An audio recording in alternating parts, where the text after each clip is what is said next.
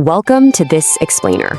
Today, we are going to dive headfirst into a truly mind-bending, absolutely terrifying, yet somehow incredibly beautiful science fiction narrative. We're talking about The Whispering Mirror. You know, so often in sci-fi, we deal with external threats. Aliens, rogue artificial intelligence, exploding suns.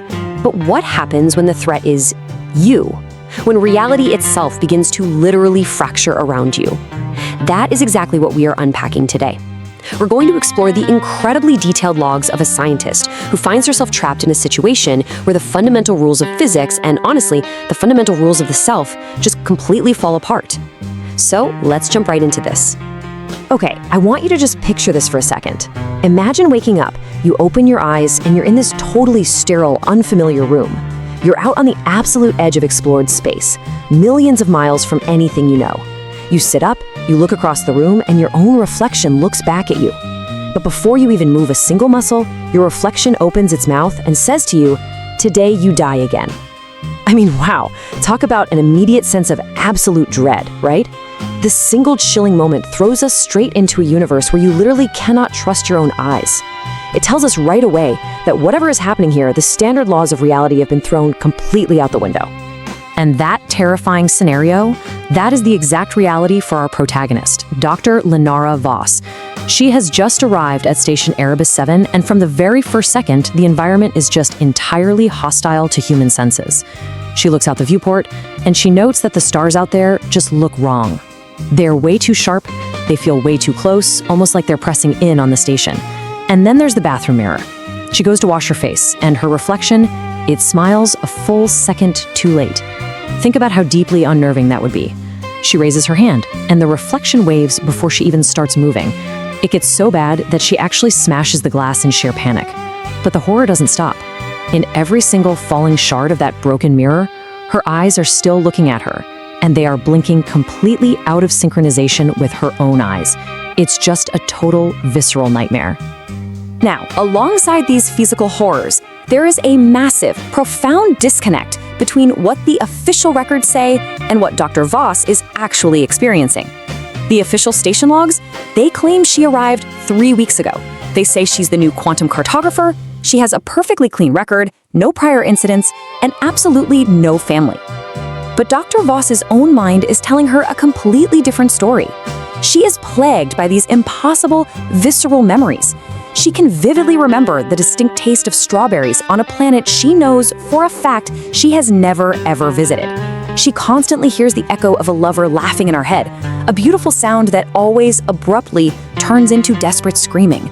And the absolute worst part, she has the vivid, unmistakable memory of dying, not just once, but multiple times. How do you reconcile that? So why is she even out here in this nightmare? Well, it all comes down to the singular purpose of her mission. Station Erebus 7 exists for one reason and one reason only, to study something known simply as the anomaly. Now, the source text describes the anomaly as this bizarre, totally unnatural region of space. It's not just a black hole or a nebula, it is a place where light literally bends backward. It's a place where time itself has a physical sensation. It has the distinct taste of copper in your mouth. It is incredibly, unimaginably dangerous. Any ships that have ever dared to enter this region, they either return completely empty of their crews, or they just never return at all. And Dr. Voss is positioned as the absolute last hope for mapping this terrifying phenomenon. So, we have a terrifying setting and a terrifying anomaly. Let's talk about the people she's trapped with, because this is where the feeling of absolute paranoia really ramps up. The crew on this station feels incredibly unsettling to Dr. Voss. She describes the environment as a station that feels like it's dying slowly. It's existing exactly like a patient who is deeply, terminally ill, but is just pretending to be healthy. And everyone around her, they just feel fundamentally incorrect. Something is deeply, deeply wrong with these people. Let's really look at the specifics here because the details are just so unnerving. First, you have Captain Reyes. He greets her with this tired smile, but the smile completely fails to reach his eyes. It's just a dead, hollow expression. Then there's Engineer Kale. He watches her way too closely, constantly. And he has this habit of twitching his fingers all the time, exactly as if he is typing invisible code into the air. Then you've got biologist Mara, who just spends hours drawing endless spirals in her notebook. And the really creepy thing about Mara? She never, ever blinks when she is lying. And finally, we have Security Officer Vale. He is perhaps the most disturbing of them all because he communicates entirely in these terrifying, intrusive questions. He'll corner Dr. Voss and ask things like, "Do you remember breakfast yesterday, doctor? Do you remember being born?" Just chilling stuff that completely destabilizes her sense of reality. As you can imagine, her paranoia is absolutely skyrocketing at this point. So Dr. Voss starts keeping a hidden journal to try and ground herself. But the station is relentless. At night, she starts hearing her own voice, multiplied, like a chorus, just whispering out of the ventilation shafts. But the true, undeniable horror happens with her journal. Every single morning when she wakes up, she opens it to find new words written on the page from the night before. And it's in her exact handwriting. But she knows for a fact she didn't write them. These messages are desperate warnings. They're telling her that she is constantly being watched. And they explicitly, terrifyingly state that she is not the first Lenara. And if that wasn't enough to break someone's sanity, her reality completely shatters when her broken reflection actually steps right out of the glass. It becomes solid, it's breathing, and it stands there telling her she needs to merge with it. At this point, she's desperate. I mean, wouldn't you be? She needs answers right now, so she takes some incredibly drastic action. Operating under completely false pretenses, she manages to access a highly restricted quantum laboratory on the station. And right in the middle of this lab, she finds a central device. The logs describe it as this perfect sphere of liquid mercury. It's mesmerizing, reflecting absolutely everything in the room, yet somehow reflecting nothing at all at once. Drawn to it, she reaches out, and the exact moment her skin makes contact with this device, the entire physical station of Erebus 7 just instantly disappears around her. Just like that, she is transported. She is no longer in a metal space station. She finds herself standing on this infinite, endlessly flat plane made entirely of black glass. Above her is a vast, sweeping sky filled with the colors of dying galaxies. But the landscape isn't empty. She is not alone out there. As she looks around, she sees millions upon millions of versions of herself, just an endless sea of Lenara Vosses. They are all standing there in perfect, rigid formation. And as she looks closely, she realizes that every single one of them is wearing a distinct expression of either absolute pure terror or this eerie, quiet acceptance. Out of this massive, horrifying crowd of clones, one specific version steps forward to meet her. It is an older version of Dr. Voss. She has silver in her hair, and she bears these terrible, deep scars all the way across her throat. And this older echo delivers a truth that is just staggering. It's heartbreaking. She looks at our Dr. Voss and reveals that this exact moment is the 417th time that she has chosen to investigate the anomaly. The older version tells her point blank that she always figures it out. She always chooses to investigate, she always dies screaming, and then she always wakes up again in that sterile room, completely forgetting everything that has just happened to start the loop all over. And this, right here, brings us to the absolute core of the narrative, the most crucial revelation of the whole explainer. The older Echo explains that they have been looking at this all wrong. The anomaly does not actually exist as a physical location in space. You can't map it because it isn't a place.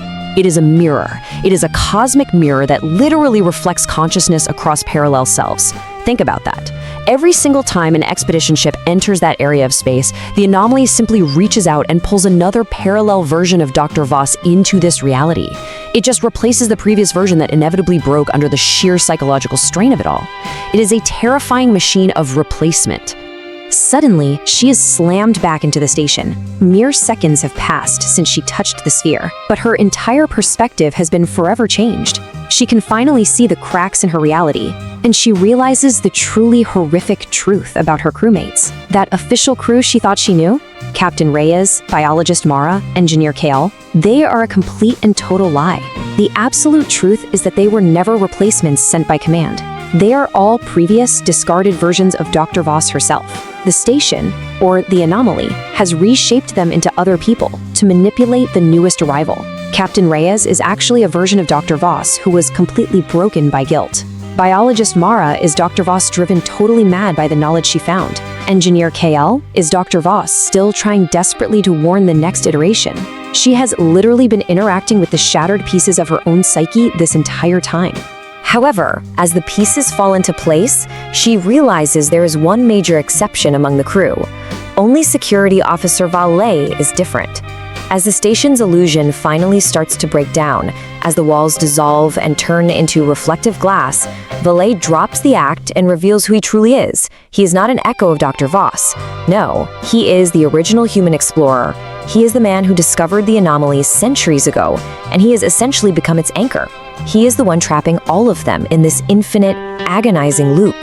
He looks right at her and tells her she cannot escape, claiming that she has become part of the mirror now.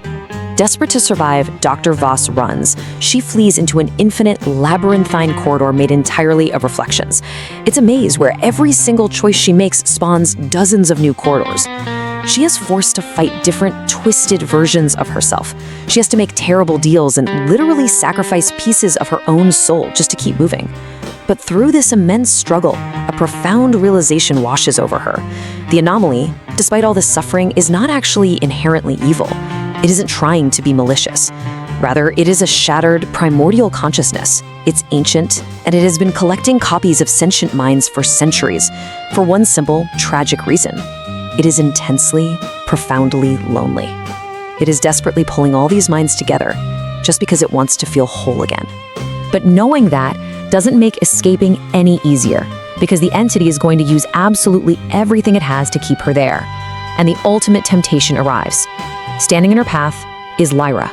Now, Lyra is Dr. Voss's wife, pulled directly from those deeply buried, fragmented, forgotten memories. She appears as the final guardian of this labyrinth, and Lyra begs her. She pleads with Dr. Voss to just stay.